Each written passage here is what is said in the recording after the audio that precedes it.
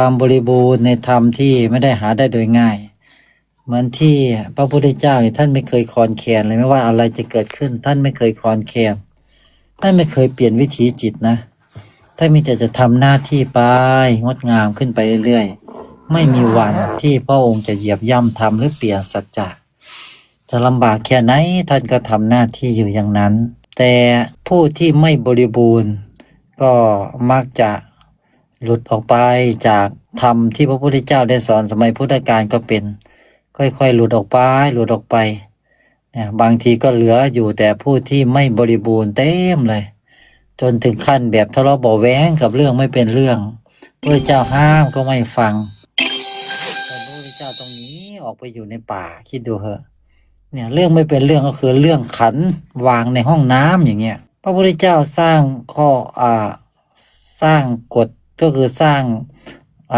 ข้อกำหนดอันที่เรียกว่าศีลพระองค์สร้างข้อกำหนดขึ้นมามากมายไม่ได้สร้างมาเพื่อขังพวกเราแต่สร้างมาเพื่อจะให้พวกเราระมัดระวังอย่าทำให้มันเกิดเมื่อมันเกิดแล้วก็แก้ไขอย่าทำให้โลกเขาติเตียนได้เรียกว่าโลกวัชชะเพราะงั้นเนี่ยมันก็เป็นเรื่องที่ยุดหยวนกันได้ทั้งนั้นแหละแต่พระเมื่อได้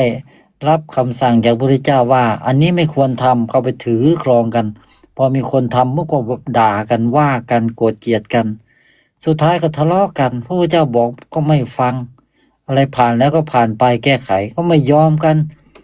ผิดต้องให้รับผิดต้องอย่างนี้ทะเลาะเบาะแวงกันจนสุดท้ายพระพุทธเจ้าบอกไม่ฟังพวกคนหนีเองเลยพระองค์ก็หนีจากสำนักไม่ทะเลาะกันดีนักอยู่กันเองซะนั้นเราไม่อยู่ละพระองค์ก็เข้าไปอยู่ในป่าคิดดูเหอะมันแบกมันยึดกันขนาดนั้นเพราะอะไรเพราะไม่มีธรรมเพราะไม่รู้เลยว่าพระพุทธเจ้าท่านประกาศอะไรมาแต่ละอย่างเนี่ยเพื่อความคลายออกจากสิ่งที่ยึดเพื่อจะได้ไม่ก่อให้เกิดปัญหายืดเยื้ออะไรหยวนได้ท่านก็หยวนเป็นเรื่องธรรมดาเมื่ออยู่ร่วมกันก็ต้องมีไม่เข้าใจกันแต่ท่านก็บอกว่าอันนี้ก็ช่างมันเถอะนี่ก็ปล่อยไปก็ช่างมันเถอะเกิดแล้วก็แล้วไปอย่าให้มันมีอีกถึงมีอีกก็ค่อยๆดูเหตุดูปัจจัยแล้วก็แต่ก็ผ่านไปส่วนมากพวกก็จะอารมณ์รวยเพราะว่ามันเป็นเรื่องธรรมดาที่มันต้องมีบ้างแต่เพราะความไม่บริบูรณ์ในธรรมไม่บริบูรณ์ในสัจจะจึงทะเลาะเบาะแว้งสุดท้ายก็หนีออกจากสำนักสุดท้ายก็โกรธเกลียดอาฆาตพยาบาทซึ่งมันเป็นไปเพื่อความหลงทั้งสิ้นธรรมะเป็นเรื่องของความงดงามที่ทรงคุณค่าอยู่อย่างนั้นยิ่งนับวันก็ยิ่งงดงามขึ้นไปเรื่อยๆนั่นเอง